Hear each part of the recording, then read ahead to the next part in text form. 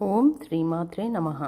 శ్రావణ మాస విశిష్టత గురించి ఒక వీడియో తీశాను కదండి. ఇప్పుడు అలాగే ఓడి బియ్యం గురించి కూడా ఈ వీడియోలో వివరంగా చెప్తాను. శ్రావణ మాసం మొదలైందంటే ఖచ్చితంగా మహిళలందరూ ఓడి బియ్యాలు అమ్మవారికి పోయడం సంప్రదాయం కదండి.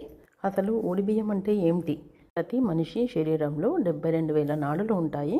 ఈ నాడులను మన వెన్నెముక రక్షిస్తుంది. ఈ నాడులు కలితే ప్రతి చోట ఒక చక్రం ఉంటుంది.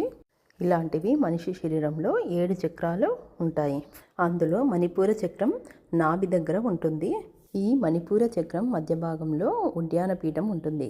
ఈ 7 చక్రాల్లో శక్తి అంటే గౌరీదేవి 7 రూపాల్లో నిక్షిప్తమై ఉంటుందని సిద్ధాంతం. ఓడి బియ్యం అంటే అమ్మాయి ఉద్యాన పీఠంలో ఉన్న శక్తికి బియ్యంని సమర్పించడం అన్నట్టు.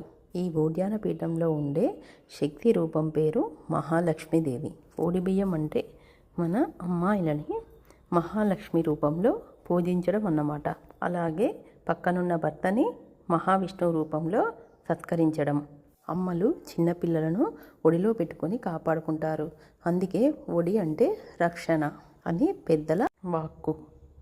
ఒడి బియ్యం పోసే సమయంలో అమ్మాయిలను గమనిస్తే తెలుస్తుందండి. వాళ్ళకు తెలియకుండానే మహాలక్ష్మిగా మారిపోతారు. మహాలక్ష్మి మొదటి లక్షణం రక్షించడం.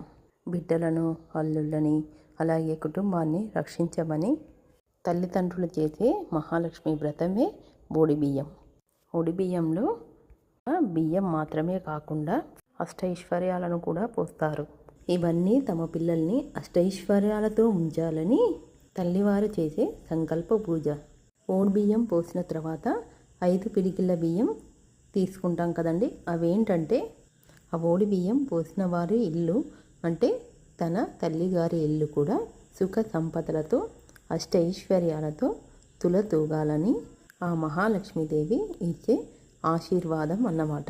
ఈ శ్రావణ మాసంలో అన్ని మంచి రోజులు ఉంటాయి కనుక ఎక్కువ శాతం ఈ శ్రావణ మాసంలో అమ్మవార్లకి ఓడి బియ్యం పోయడం ఆనవాయితీ.